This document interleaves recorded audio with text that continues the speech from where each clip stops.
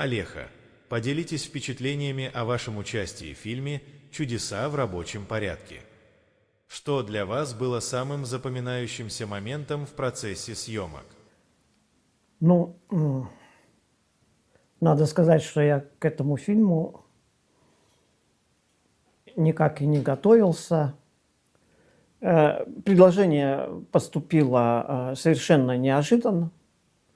И я согласился только потому, что роль мне показалась интересной и где-то соответствующей моему облику внешнему, возможно, и внутреннему состоянию. Я должен был сыграть отшельника. Мы находились на диком морозе. Я 5 часов, с 4 до 10 где-то, или до 9, в общем, а все остальные с 12 до 10. И как они это выдержали, у всех дико замерзли ноги, ну, подвижники какие-то, поэтому и роль отшельника, она, собственно, правдоподобна. То есть не сыграть правдоподобно там невозможно было просто, потому что все вот так дрожали. Как роль отшельника повлияла на вас лично и на ваше творчество? Я думаю так, что некие состояния, которые каждый из нас там пережил, в том числе я, они, естественно, отразились. То есть это опыт по-любому, и это должно отразиться и на картинах, в картинах как-то проявиться. Я пока не думал, что именно на эту тему что-то изобразить, но само состояние, проявится оно или нет, это будет видно по картинам. В общем, посмотрим. Использовали ли вы какие-то элементы абсурда или абстракции в интерпретации своей роли отшельника? Ну, сама позиция отшельника, ее же можно по-разному сыграть было.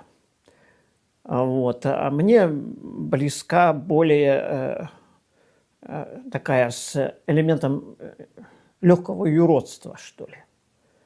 Вот. А это уже близко к абсурдистской тематике.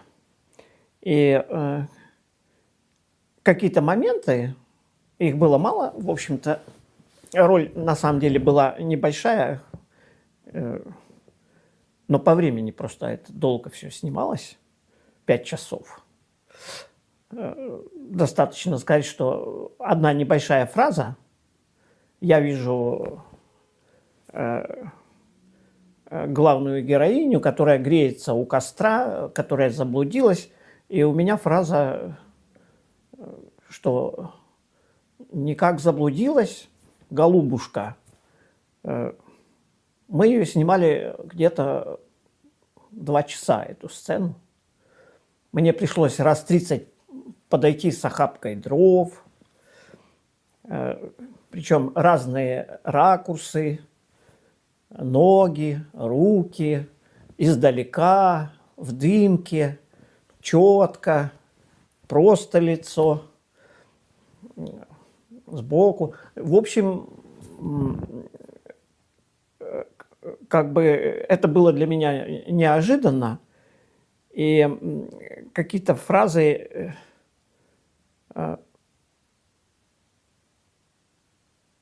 я осознавал, что я использую сознательно элементы такого юродства. Например, тут чай не Нижний Новгород с таким некоторым подскоком, а это уже элемент, ну, без которого можно было бы и обойтись, если бы концепция, допустим, или героя могла быть другой у меня. Я своего героя так представлял. Наверное, жалею, что мало этого было. То есть этого нужно было больше включить. Тогда бы игра была бы более интересной. Но фактически с героиней мы общались без предварительной репетиции. То есть я ее и не видел никогда. Прямо на съемках мы и познакомились. Поэтому приходилось импровизировать. Ну, в общем, будущее покажет. Этот фильм о преподобном старце Серафиме Саровском. Какие мысли вы хотели донести своим будущим зрителям? Что хотели сообщить об этом святом? Ну, это хороший вопрос. Дело в том, что хотелось донести много, но не все удалось донести. Я почувствовал, что учение Серафима Саровского так глубоко, по сути, мало кто знает, что ли. То есть знают какие-то поверхностные вещи. Да, стоял на гранитном камне, на коленках, 1000 дней. То есть внешняя сторона. Да, святой человек. А вот хотелось, конечно, в этой роли более глубоко затронуть тему святости. И я пытался спросить у героини, а как, импровизируя, как ты понимаешь, что такое святость? И понятно, что к импровизации не всегда герои готовы, потому что это уже другой уровень, и такая задача не ставилась. Но вот если я у вас спрошу, как вы понимаете, а что такое святость? И мне интересно, что вы ответите. Святость, наверное, это степень приближения к Богу. Да. Есть такая фраза: рецепт человеческого счастья необычайно прост. Стать святым. Мало кому удается этого достичь. И Серафим Саровский на самом деле отвечает на этот вопрос, как достичь. Нужна только решимость. То есть получается, что люди не ставят перед собой такой цели. Для себя не решают этот вопрос в своей жизни достичь святости. И оказывается, и в школе перед детьми такой задачи никто не ставит.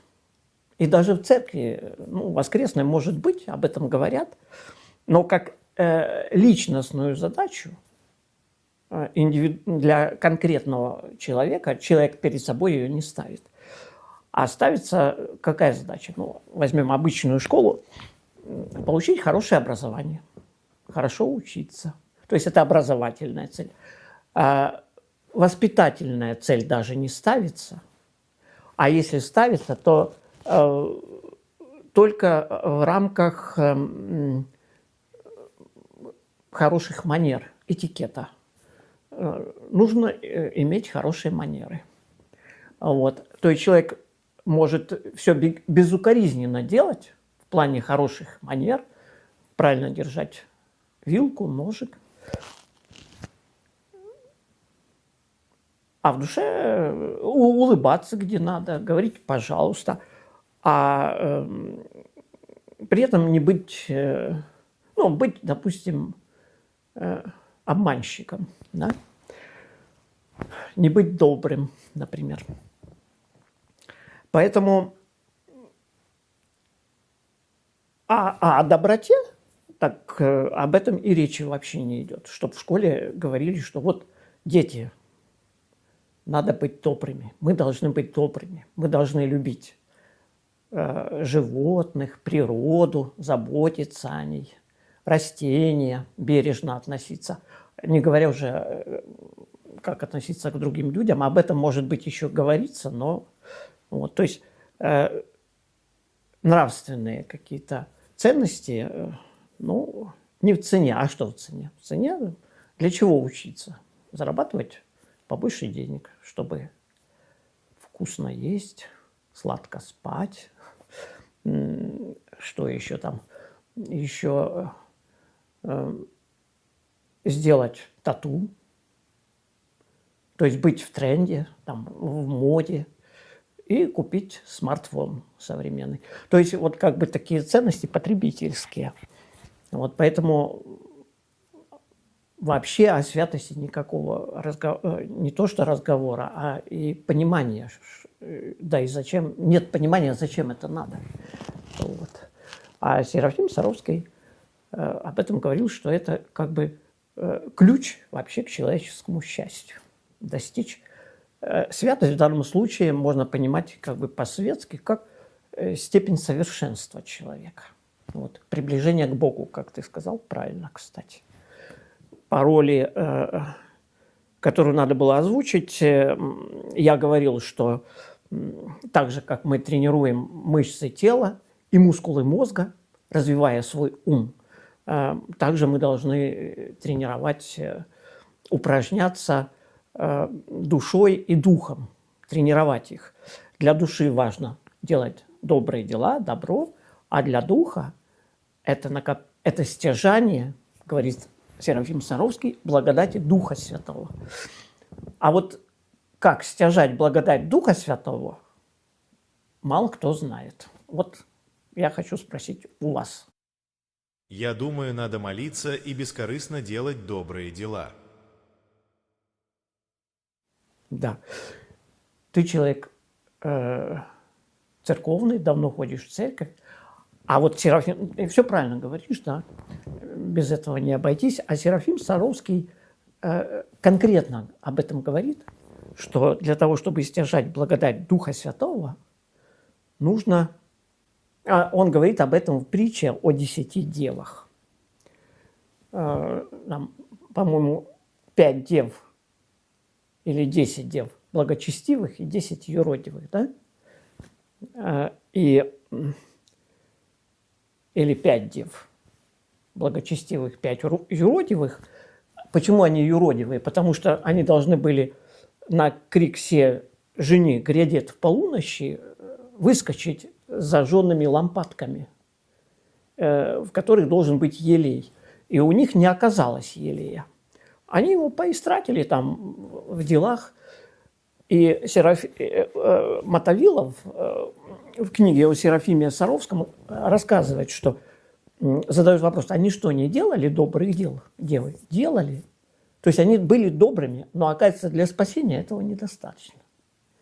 Для спасения. Душевный человек – это душевный уровень, а духовный человек, он добрые дела должен делать в особом состоянии, особым образом. Ну, это будет звучать... То есть, если я на этом остановлюсь, чтобы вы сами подумали, в каком состоянии и как, вы очень долго к этому будете... Может, всю жизнь кто-то будет стремиться понять, как, чего, и не поймете. И даже я скажу, вы не поймете. Ну, поэтому я скажу, что все дела надо делать Христа ради. Подаете копеечку нищему, говорите, Христа ради. Что вы делаете? Вы делаете доброе дело, это душевный уровень, он вам благодарен. Но когда вы говорите Христа ради, вы через него даете как бы копеечку самому Богу. И вы даете это с чувством благодарности ему, что он перебежал вам дорожку. Благодаря чему вы смогли через него как бы увидеть Бога и сделать для него доброе дело. То есть в этот момент вы становитесь совершеннее. Или жена подает чашечку чая там, мужу или борщ. И вот она дает чашечку чая, она может, допустим, с таким чувством подавать. Я ему что, рабыня, что ли? Почему я должна, вот сам бы взял уже, как мне это все надоело. Муж в этой ситуации, он или спивается, или уходит, или болеть начинает. Отношения. Второе отношение. Жена любит своего мужа, она ему с любовью подает. Это делает хорошо. Муж у такой жены толстеет. Да, ему хорошо. Это душевный уровень. А вот духовный уровень, она подает ему как самому Богу, как бы Христа. То есть она несет эту чашечку, как будто она Богу несет. Как она несет? Она несет ее совершенным образом. Небрежно Богу не подашь чашку. И вот она ему дает эту чашку. В этот момент он чувствует и видит, она движется совершенным образом. Видит, она совершенство. И он чувствует, что и к нему относится. То есть она как бы вот искорка Бога, которая есть в каждом человеке, в нем она разжигает ее, она увеличивается. То есть он через свою жену становится Богом по благодати. То есть и в нем эта благодать Духа Святого увеличивается. И она в этот момент становится богиней. Все. Рецепт человеческого счастья очень прост. Делать все наилучшим образом. Это душевный уровень, но как для самого Бога, это духовный уровень. Это способствует накоплению радости. То есть это основная причина радости, которая есть у нас.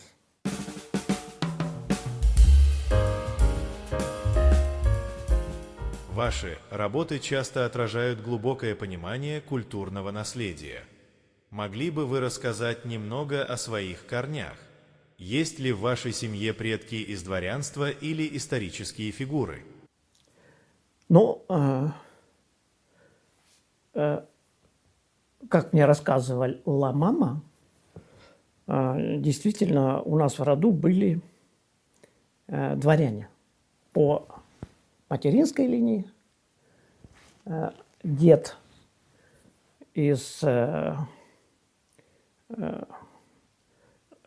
То есть он не представлялся как дворянин, то есть это был рабочий человек, все. Но то, что рассказывал он о своих предках ей, все это свидетельствует о том, что действительно были люди дворянского происхождения, и я просто... Это надо заниматься генеалогией, восстановить свою родословную, узнать. Мне это стало интересно. Вот, я думаю, что действительно такие люди были. Я даже знаю там фамилии. Например, Левандовский, одна из фамилий.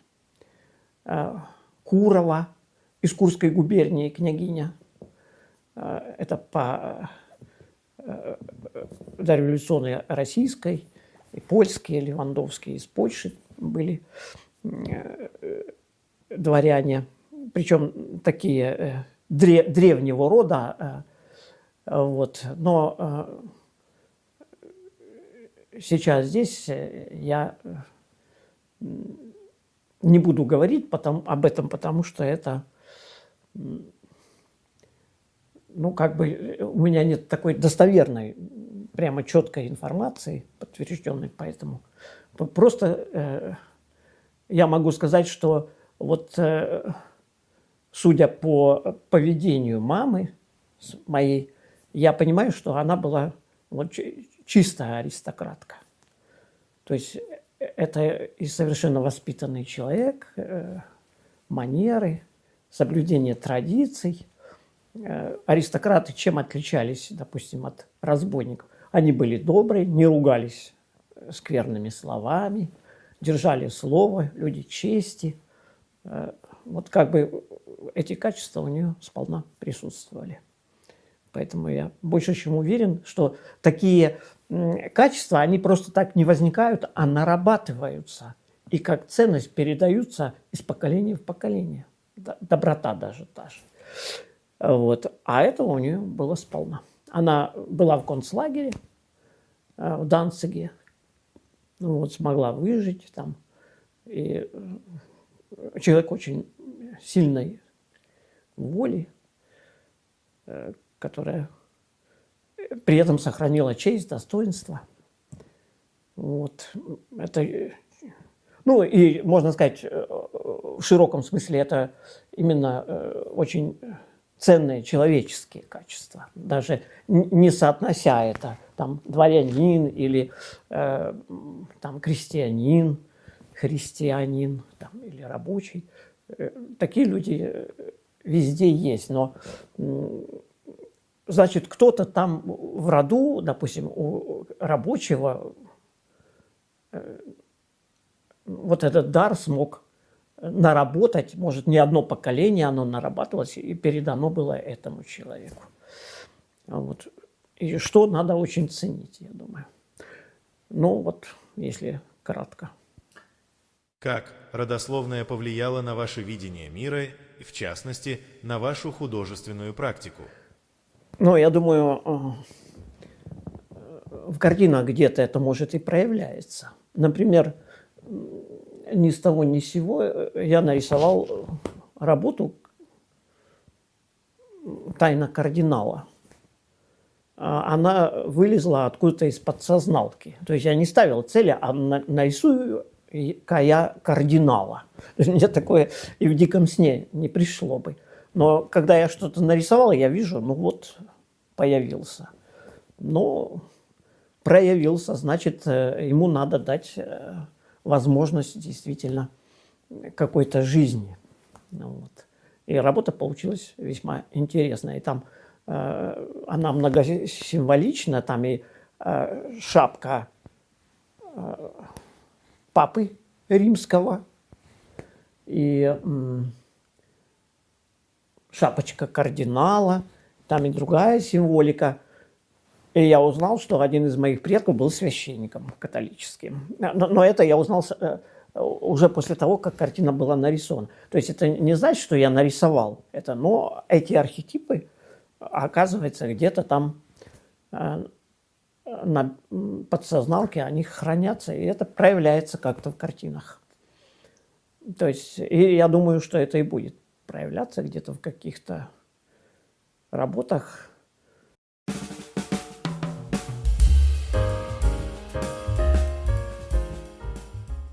Поделитесь, пожалуйста, историей создания серии картин «Полет ангела». Что вдохновило вас на это творчество? Ну, работы выполнены в такой геометрическом стиле. Вот, вдохновило. Я создаю картины, ну, как бы их придумываю сам. И предпочитаю рисовать там природу, пейзажи, все такое с натуры. Но мне нравится и самому что-то придумывать. И есть такое упражнение, кстати, очень полезное так, для тех, не только для художников. Если вы берете, вырезаете геометрические фигурки, разные, кружочек, квадратик, прямоугольники, просто линии, и на листочке их раскладываете. Меня научил этому Олег Эмирович Рассадников, один из таких, я считаю, очень талантливых художников, у которого я учился. То есть я его знал лет 5, ходил к нему, занимался. И это упражнение позволяет ну, как бы обучиться собирать композицию, разные формы, большие предметы, там, в данном случае геометрический треугольник большой, там, маленькие кружочки, и как-то перекликаться между собой.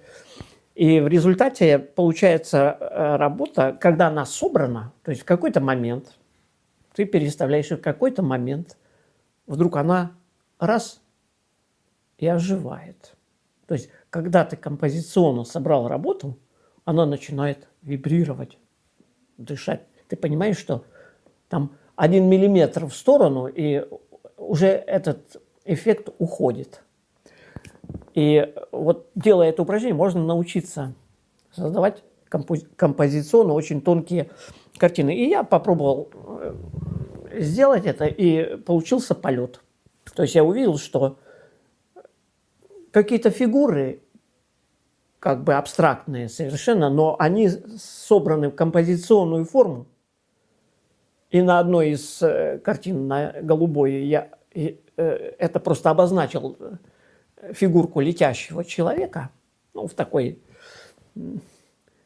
немножко в комической, там, примитивной форме. Вот. Я даже назвал эту работу, одно из названий «Улыбка Джоконды». Вот. Кстати, одним из своих учителей считаю великого Леонардо. Поэтому посвятил ему эту работу. Вот. И что вдохновило на создание этой картины? Ну, наверное, вначале ничего не вдохновляло, а просто было такое желание сделать интересную, собранную композицию, композиционную работу. Именно геометрической форме, абстрактной. Но в результате работа получилась одна, и ее зеркальное отражение, вторая желтая. Желтая – это негатив, а первоначальная задумка – это голубая, позитивная работа. Вот. Они просто, я считаю, чтобы себя не хвалить, просто очень интересные работы получились. Каждая картина серии «Полет ангела» уникальна. Могли бы вы описать, как отличаются эти работы друг от друга и как они взаимодействуют в рамках одной серии? Я эти работы включил в серию работ, посвященных стихиям. Желтая – это огонь, голубая работа – воздух, синяя работа – зима, вода, она же зима, кстати, и черная работа – земля. Ну, она не совсем черная, там фигуры, в общем-то, наполнены разным цветом, красным, бордовым, синим. Вот. И вместе они составляют единую, как бы, вот такую композицию стихий. Вот. И в то же время каждая из этих работ имеет свою индивидуальность и ценна сама по себе. Потому что у каждой есть второе название. Вот. Ну так. Как вы воплощаете элементы абсурда и абстракции в этих картинах, и что, по вашему мнению, они должны передавать зрителю? Ну, я думаю, абсурд, да и вообще абстрактная работа, если это хорошая работа, она на самом деле передает очень глубокий смысл, может передавать. И эти работы хороши тем, что этот смысл каждый должен найти сам. А тот смысл, который я вложил в эти работы, ну, например, по работе «Полет ангела» я могу приоткрыть немножко.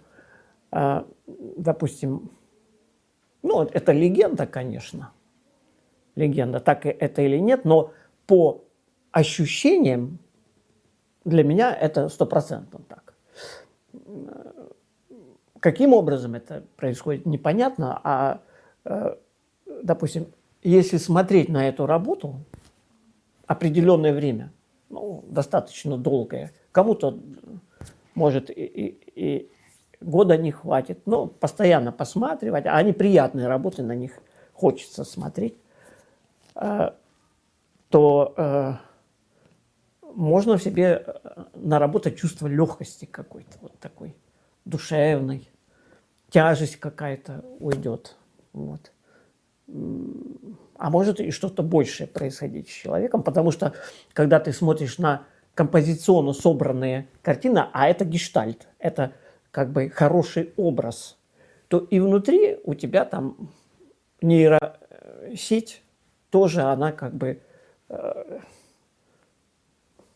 все устаканивается, скажем, становится все на место, вот какой-то внутренний баланс появляется.